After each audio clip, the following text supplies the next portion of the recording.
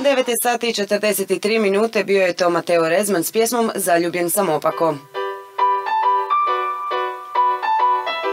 Jutro smo u našim vijestima imali priliku čuti predsjedavajućeg vijeća ministara BiH doktora Denisa Zvizdića koji je u Briselu izjavio da se smanjio broj nezaposlenih u Bosni i Hercegovini, no postavlja se pitanje je li to malo ipak uljepšana priča. Ipak smo sami svjedoci sve većeg odlaska mladih iz naše zemlje, a uglavnom se ide u potrazi za poslom, trbuhom za kruhom. Česta destinacija u tom slučaju je Njemačka, pa je tako povećana i potražnja za tečajevima njemačkog jezika. Tako u Mostaru uskoro počinje i tečaj njemačkog jezika u Centru za njemački jezik naziva Vokabula. Pozvali smo glavnu i odgovornu u ovom centru profesoricu njemačkog jezika Ivanu Vukadin da prokomentira koja je zapravo važnost poznavanja njemačkog jezika. Pa poslušajmo. Pozdravljam sve slušatelje Običnog radija i pozivam sve zainteresirane za učenje njemačkog jezika da se jave u Vokabula centar.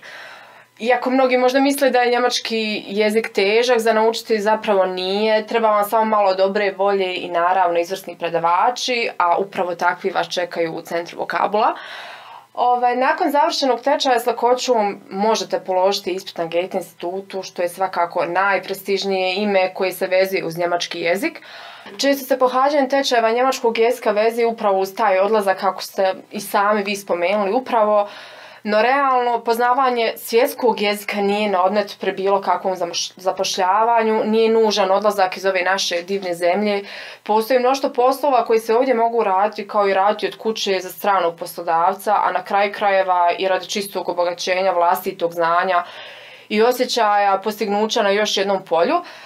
Svakako još jednom pozivam sve zainteresirane da nam se pridruže, a svi detalji nalaze se na vokabula.com kao i na Facebook stranici Vokabula centar za njemački jezik.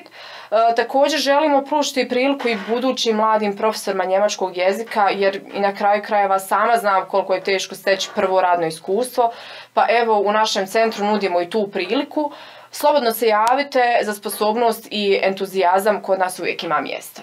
Hvala na pozivu, nadam se da ćemo se opet čuti i želim vam ugodan ostatak dana.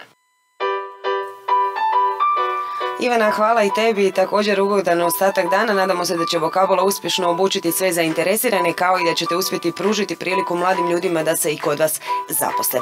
Mi nastavljamo dalje s glazbenim dijelom programa. U nastavku slušamo magazin Klapu Iskoni, za početak Doris Dragović s pjesmom Malo mi za striču triba, prije toga još i kratko reklame. Marketing Običnog radija.